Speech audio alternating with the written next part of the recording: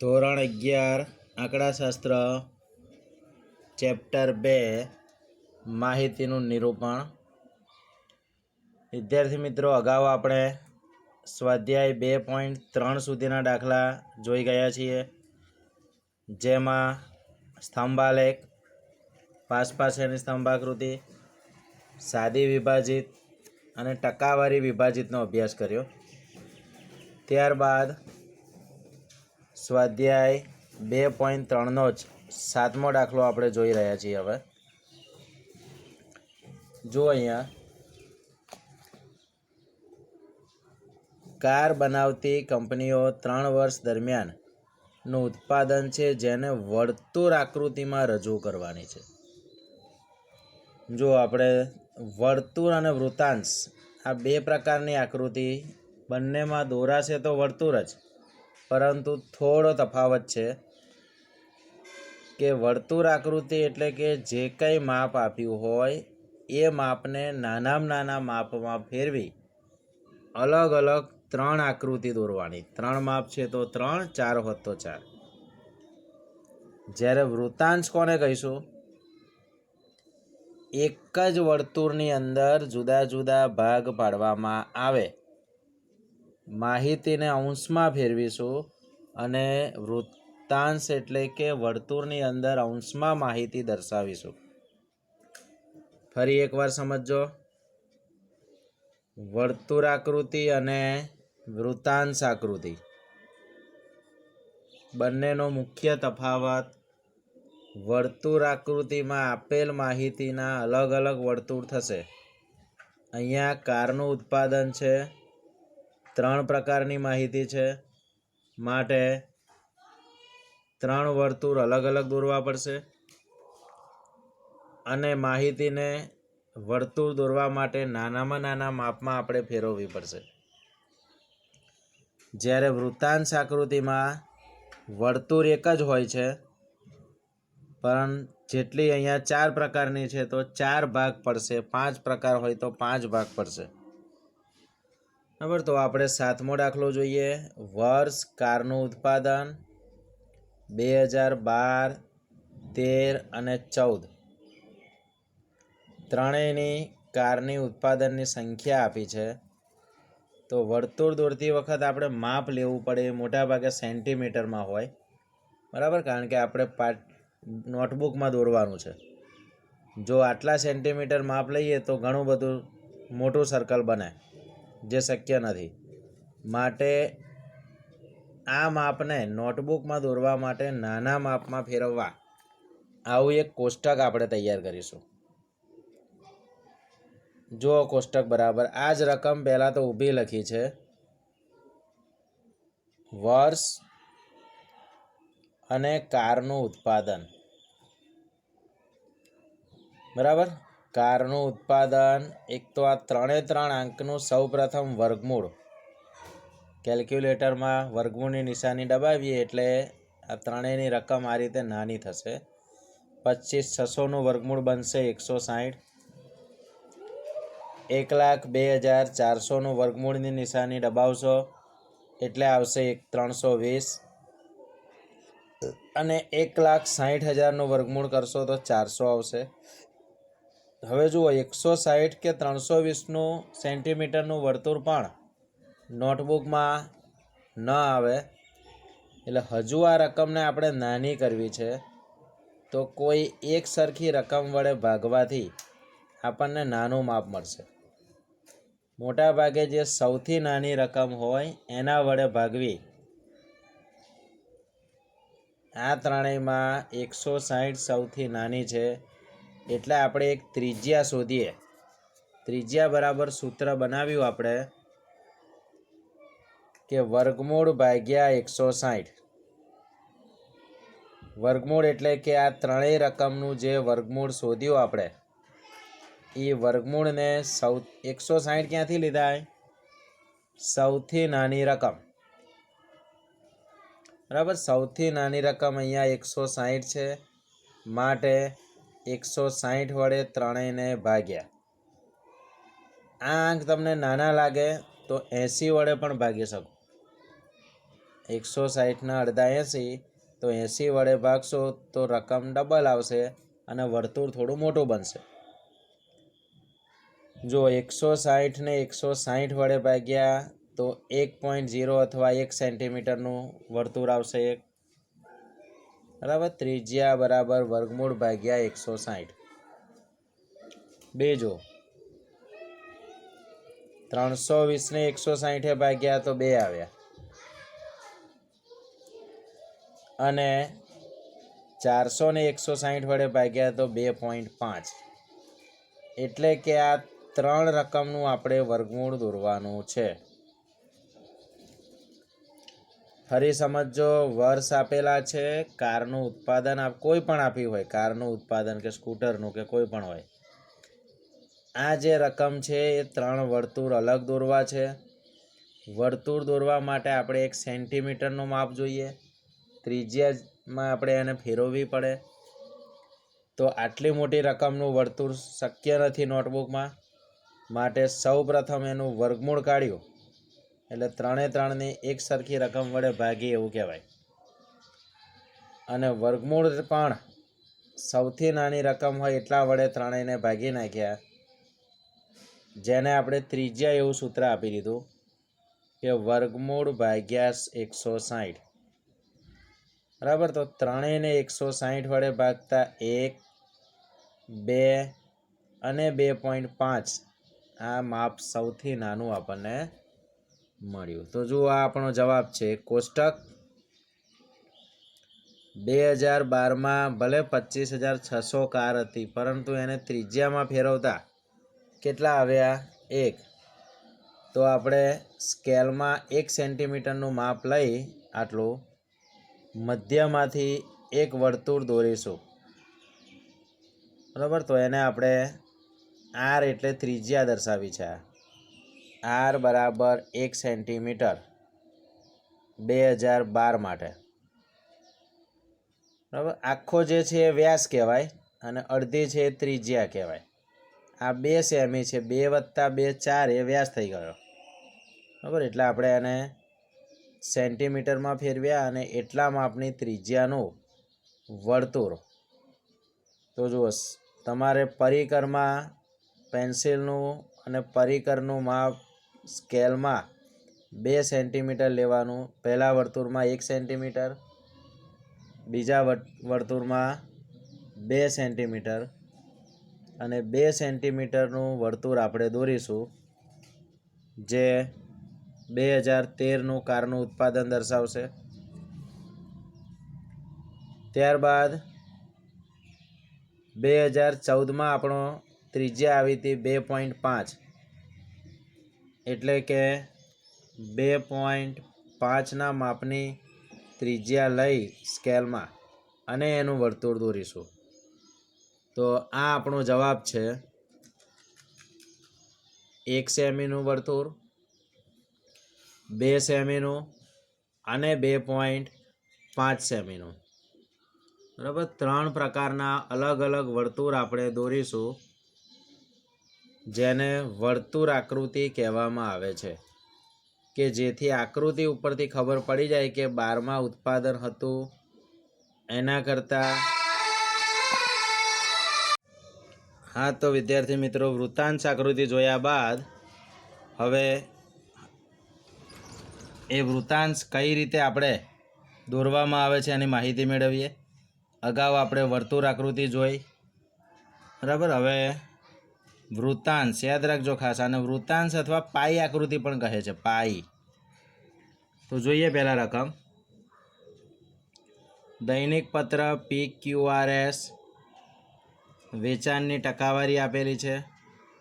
ટકા હોય એટલે એનો સરવાળો 100 થાય.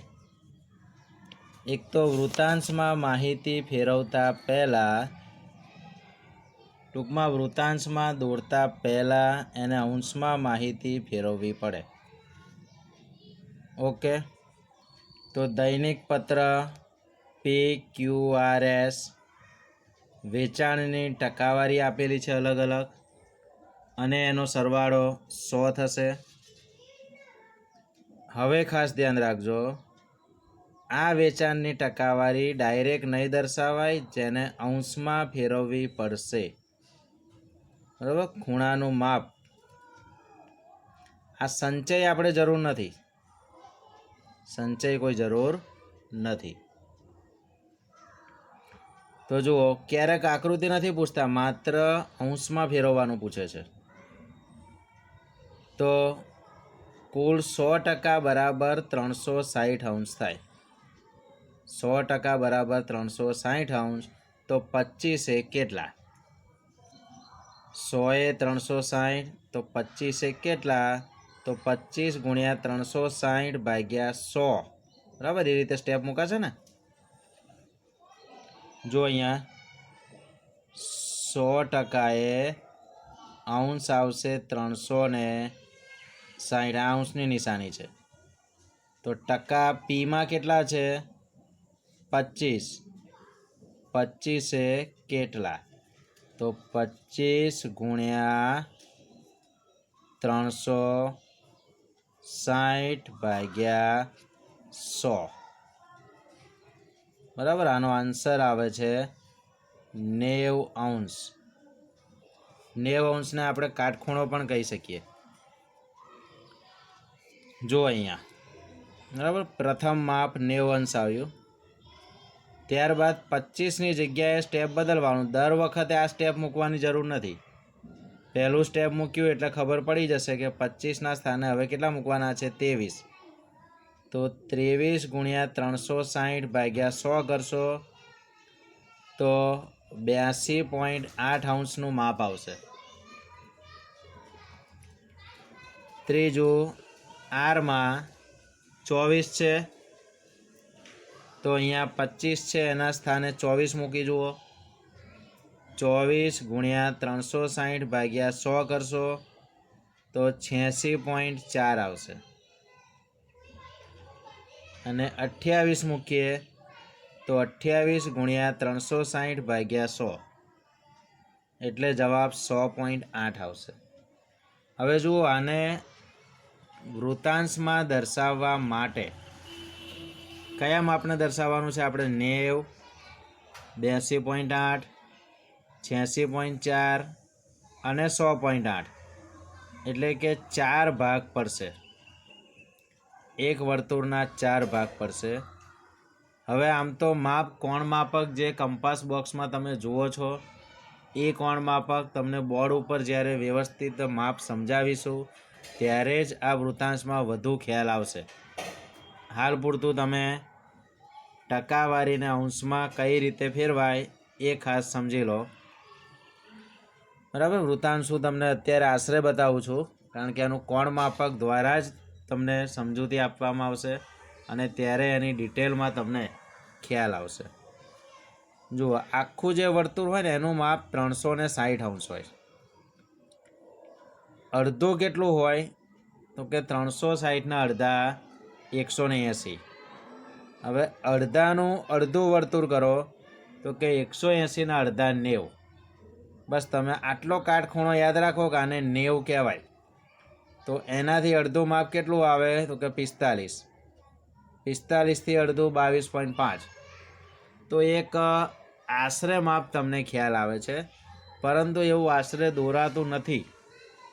કોણ માપક દ્વારા જ આપણે માપ લઈ અને દોરવાનું હોય છે.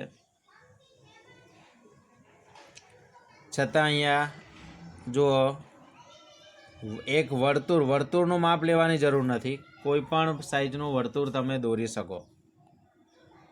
કેન્દ્રમાંથી ઊભી એક લીટી સૌપ્રથમ સ્કેલ વડે દોરવાની હોય છે અને પછી અહીંયા કોણ માપક મૂકી આ લીટી ઉપર જમણી બાજુ 90 અંશનું એક માપ લેવાનું. તો પહેલું જે છે 90 અંશ, આ જે માપ આવ્યું આપણું 90 અંશ, એ કોણ માપક દ્વારા તમારે દર્શાવવાનું છે. ત્યાર પછી ક્યુ છે 82.8 છે.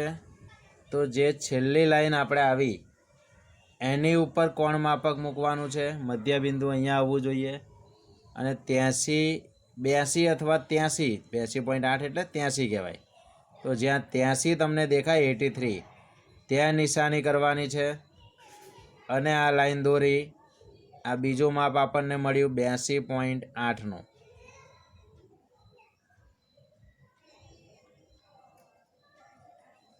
ત્રીજું માપ છે આપણને R વાળું 86.4 અંશ. તો છેલ્લે જે લાઈન આપણને મળી ત્યાં કોણ માપક મૂકીશું અને ત્યાંથી 86.4 અહીં નિશાની કરવાની કોણ માપક દ્વારા. અને પછી આપણે લાઈન દોરી અને એનો જે ભાગ છે એ 86.4 અંશનો મળશે આપણને. અને છેલ્લે તમે જે માપશો તો બાકી રહેલો ભાગ એ 100.8નો હશે. બરાબર. ક્યુ આ લોકો આ બાજુ ગયા છે. આર અને એસ આપણે જમણી બાજુ દોરીશું, કોઈ પણ બાજુ દોરી શકાય. બરાબર. આ પી છે, ક્યુ, આર અને એસ. તો છે ક્યુનું માપ અહીંયા છે.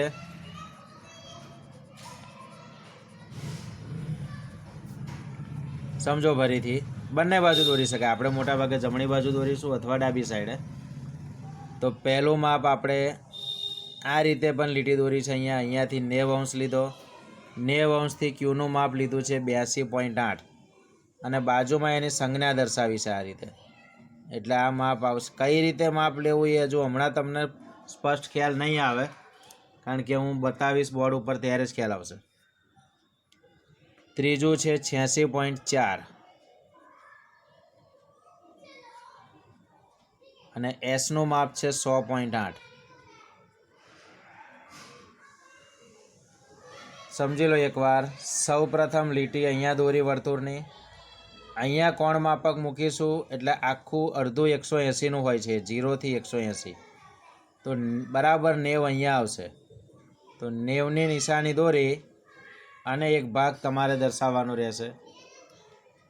ત્યારબાદ અહીંયા કોણ માપક મૂકી 82.8 એટલે કે 83નું માપ તમારે અહીંયા લેવાનું છે અને બીજો ક્યુનો ભાગ 82.8 દર્શાવવામાં આવશે.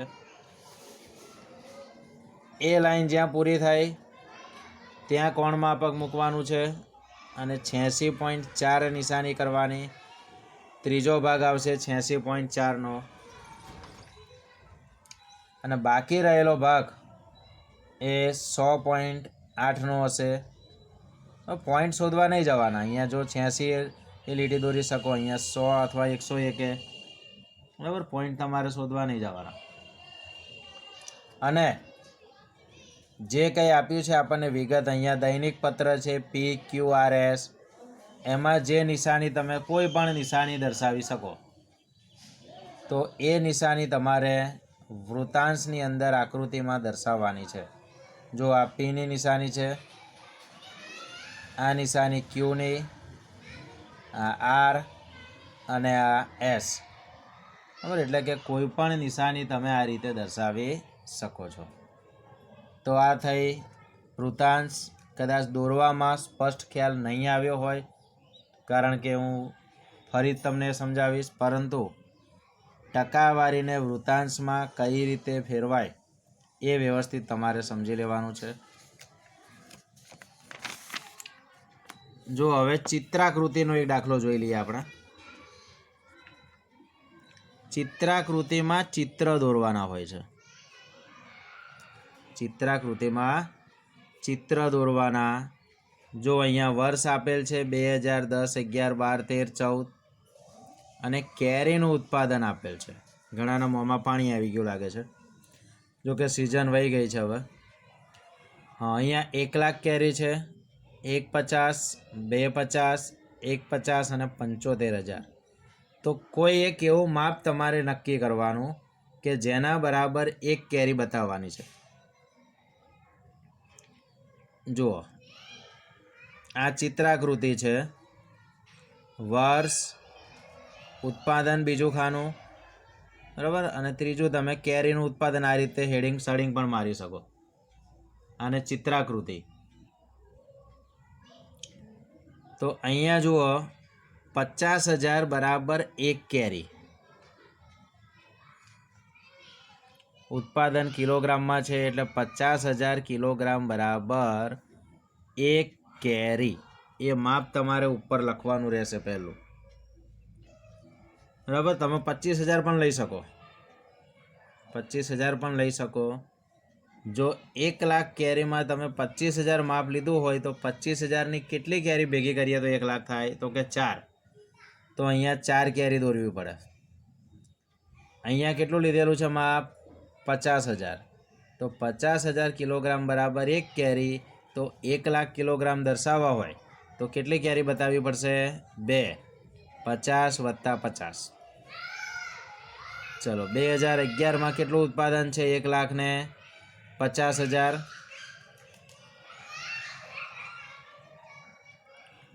હા, તો 50,000 1 કેરી, બીજા 50,000 1 લાખ થશે, અને ત્રીજા 50,000 1,50,000 થશે. એટલે કે 1,50,000 માટે 3 કેરીઓ. સમજાતું હશે? ચિત્રાકૃતિમાં કોઈ એક ચિત્ર માપ એ રીતે લેવાનું કે જેના બરાબર તમે ચિત્ર દોરી શકો. અહીંયા 50,000 કિલોગ્રામ બરાબર 1 કેરી દર્શાવી છે. તમે 25,000 પણ લઈ શકો. બરાબર, 50,000 1 કેરી, તો 1 લાખ ઉત્પાદને કેટલું ચિત્ર બતાવવું પડશે કેરીનું? 2. 1,50,000 માટે 3.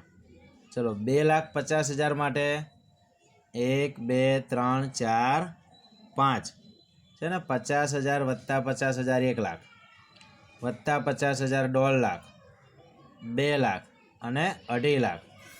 એ રીતે 5 કેરી દોરવાથી 2,50,000નું માપ ગણાશે. ચલો, 1,50,000 માટે ઉપર આવી ગયું 1 2 અને 3. બરાબર, 50,000 1 લાખ અને 1.5 લાખ. ચલો, હવે કન્ફ્યુઝ થશો તમે થોડા કે આપણે તો 50,000 1 કેરી લીધી છે, 75,000 શું કરવું? તો આ ચિત્રાકૃતિ છે, કેરીને કાપી જ નાખવાની વચ્ચેથી. બરાબર, ભલે રસ નીકળી જતો, જ્યુસ નીકળી જતો એમાંથી. અહીંયા ચિત્રમાં એવું કંઈ નહીં, અડધું ચિત્ર બતાવી શકો છે ને. 50,000 1 કેરી, તો 75,000 1 આખી વત્તા 1 અડધી, 50 વત્તા 25.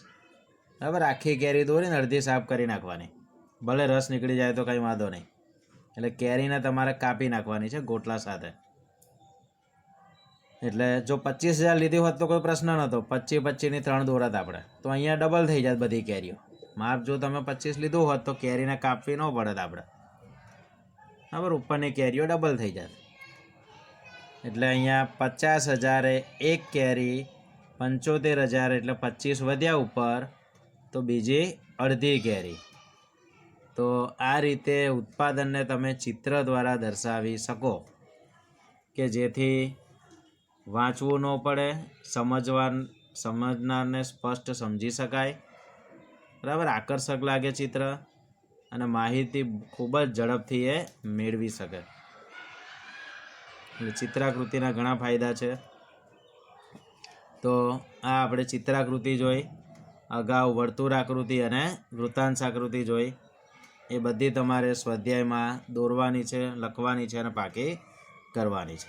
અસ્તુ.